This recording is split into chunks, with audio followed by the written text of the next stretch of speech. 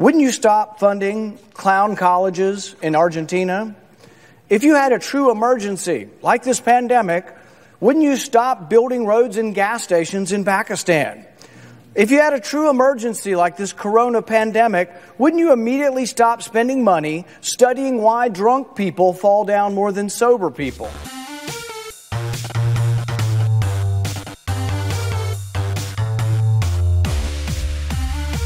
I would ask every American, if you were faced with a personal crisis and how to spend extra money, and you had to spend extra money on food and medicine, money that you had to borrow from a relative, wouldn't you prioritize your resources and immediately stop loaning money to friends overseas for their children to go to, for example, space camp? Wouldn't you stop funding clown colleges in Argentina? If you had a true emergency, like this pandemic, wouldn't you stop building roads and gas stations in Pakistan?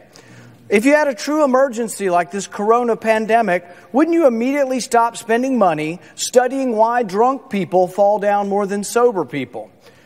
I ask my colleagues to stop wasting money in this time of crisis. It is our job and our responsibility to conserve these resources. Why is this important? Why shouldn't we just print or borrow the money instead of making cuts in things like foreign aid? Because next time, maybe in the not too distant future, our children may not even be able to borrow their way out of a crisis. Our dollar will be devalued, our economy ruined, all because we will have been profligate fools with our resources.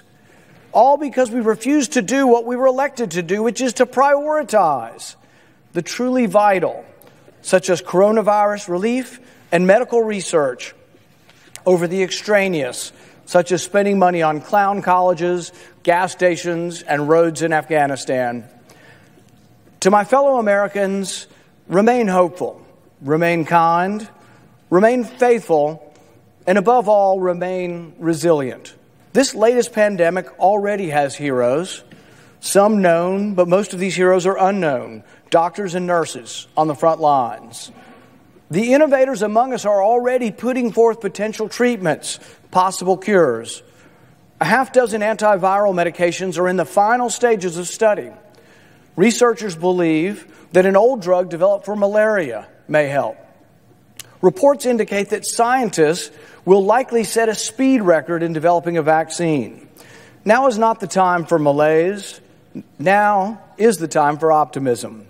By summer, there is a very good chance we will be in the recovery phase. The history of pandemics indicates a strong likelihood that the peak of infections and mortality could pass in a few weeks to a few months.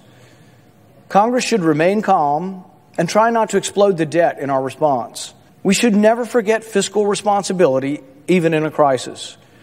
We should pay for any new federal funding by taking that money from areas of the budget where it is not being wisely used. My amendment does just that.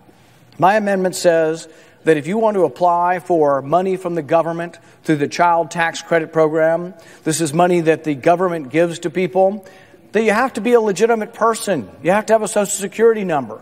We've been talking about this reform for a decade now, and we never seem to be able to get it passed. It has nothing to do with not liking immigrants. It has to do with saying taxpayer money shouldn't go to non-people. You should have to be a person to get taxpayer money. It just says you have to have a Social Security number.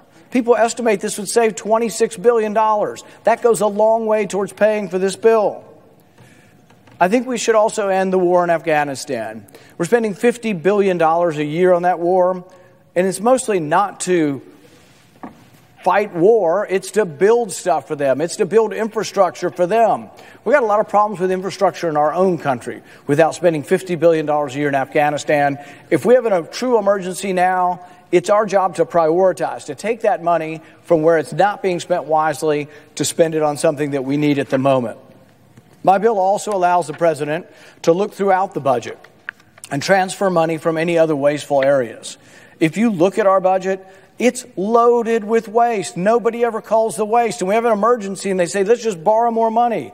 Instead, what we should do is we should actually take money that's unwisely spent and move it over to account for this emergency. What I'm offering is a very reasonable proposal.